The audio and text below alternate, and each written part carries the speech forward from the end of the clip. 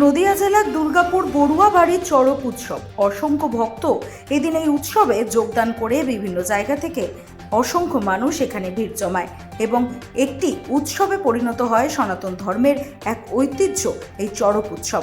আধ্যাত্মিক শ্রদ্ধা, ভক্তি ও নিষ্ঠার সাথে চড়ক ঘোরানো হয় এবং বিভিন্ন ধর্মীয় প্রদর্শন করা হয়। অবশেষে অনুষ্ঠানের সমাপ্তি ঘটে।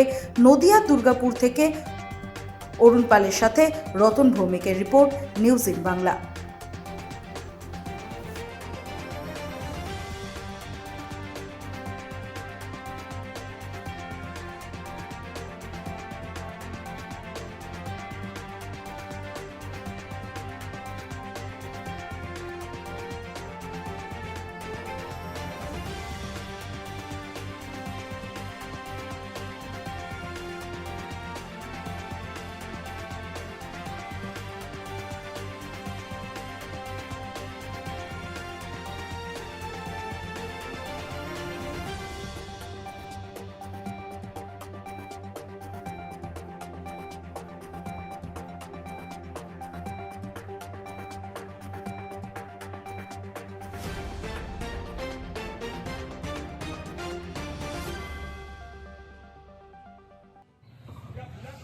চড়ক উৎসব বাঙালি এবং বাংলার এক প্রাচীনতম শ্রেষ্ঠ উৎসব।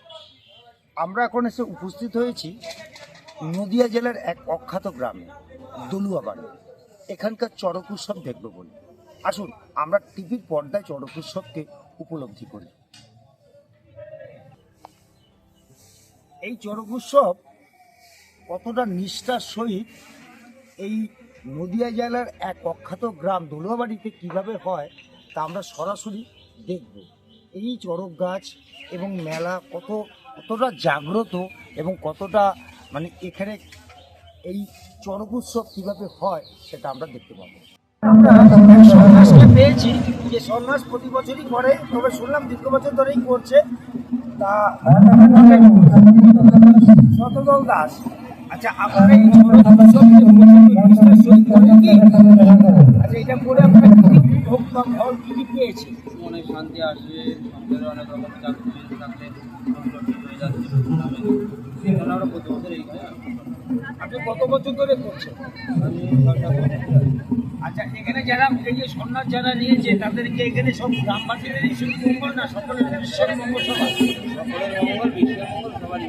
আচ্ছা এখানে যারা নাকি এখানে এত দর্শক বসে আছে, এত ভক্তগণ বসে আছে, পুজোটা হচ্ছে, তাতে তারা কি কি ভাবনায় তারা পড়ে?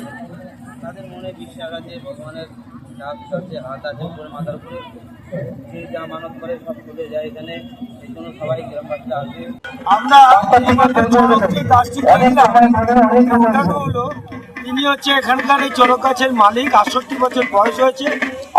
তার কাছ থেকে দু এক কথা আমরা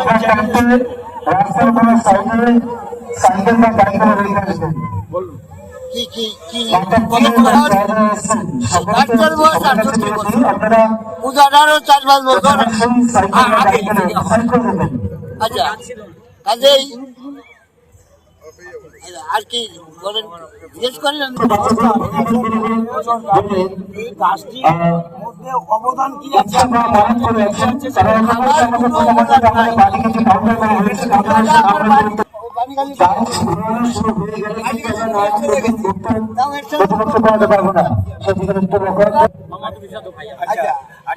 এইটা খুবই যে নিষ্ঠার সহিত হয়, আপনারা কিছু ফল পেয়েছেন এর থেকে? হ্যাঁ অনেক অনেক ফল পাওয়া এই মাত্র শুনলাম যে অনেক বাচ্চাদের নাকি মানত করা হয়, এই মানত খুবই জাগ্রত। হ্যাঁ খুব জাগ্রত।